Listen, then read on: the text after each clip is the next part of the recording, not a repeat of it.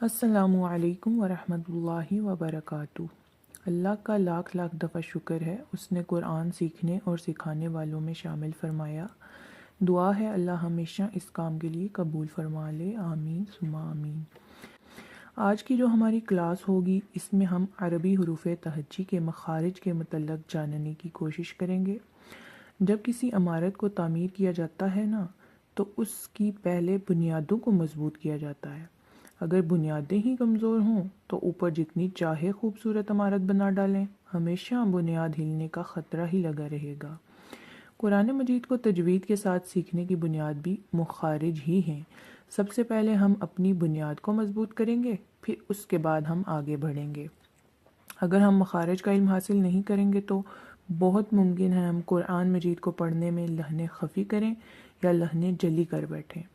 لحن خفی قرآن مجید کے اندر مکروہ اور لحن جلی قرآن مجید کے اندر حرام ہے۔ جیسا کہ قل ہو واللہ احد ہے، اگر ہم اس کو قل کے بجائے کل پڑھیں، یعنی قل کا مطلب ہے کہو وہ اللہ ایک ہے، اور کل کا مطلب ہو جائے گا کھاؤ وہ اللہ ایک ہے۔ اسی طرح قرآن مجید میں کہیں قلبن استعمال ہوا ہے، کہیں قلبن استعمال ہوا ہے۔ قلبن کو قلبن نہیں پڑھ سکتے، قلبن کا مطلب ہے دل، قلبن کا مطلب ہے کتا۔ علیم اسی طرح سے علیم عین کے ساتھ، علیم حمزہ کے ساتھ۔ علیم کا مطلب ہے جاننے والا، علیم کا مطلب ہے دردناک۔ اگر ہم ان کے مخارج الٹ پلٹ کر دیں گے تو مطلب پوری آیت کا مطلب تبدیل ہو جائے گا۔ تو اسی لیے آج ہم مخارج الحروف کا بیان شروع کر رہے ہیں، اس کو ہم انشاءاللہ آگے مکمل کریں گے۔ آج کے بیان میں ہم جان لیتے ہیں کہ مخرج کس کو کہتے ہیں۔ تو مخرج کا مطلب ہے نکلنے کی جگہ۔ مخارج الحروف میں جو لفظ مخارج ہے یہ مخرج کی جمع ہے، اور مخرج کا مطلب ہے نکلنے کی جگہ۔ ہونٹوں سے لے کر حلق کے آخر تک کل 17 مخارج ہیں، یعنی ایسی جگہیں جہاں سے حروف ادا ہوتے ہیں ان کی تعداد 17 ہے، اور عربی کے اندر 29 حروف تہجی ہیں۔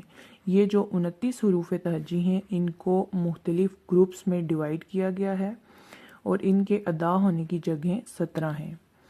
ان 29 حروف تہجی کو 9 اقسام کے حروف میں تقسیم کیا گیا ہے، جو 9 اقسام میں آپ کو بتا دیتی ہوں۔ نمبر 1 پہ آتے ہیں حروف حلقیہ، نمبر 2 پہ حروف لہویہ، نمبر 3 پہ حروف شجریہ، نمبر 4 پہ حرف حافیہ، نمبر 5 پہ حروف طرفیہ، نمبر 6 پہ حروف نطعیہ، نمبر 7 پہ حروف لثویہ، نمبر 8 پہ حروف صفیریہ، نمبر 9 پہ حروف شفویہ۔ ان میں سے ہر ایک قسم کو آپ کو تفصیل کے ساتھ بتایا جائے گا کہ اس میں کون کون سے حروف ہیں، کہاں کہاں سے ادا ہوتے ہیں، کیسے ان کو ادا کرنا ہے، ان کی ادائیگی کی کیا ٹرکس ہیں، جن سے نہیں ادا ہو سکتے وہ کس طرح سے ادا کر سکتے ہیں۔ ہر چیز کے متعلق آپ کو آنے والی کلاسز میں بتایا جائے گا، اس لیے ہمارے ساتھ جڑے رہیے گا۔ اللہ نگہبان۔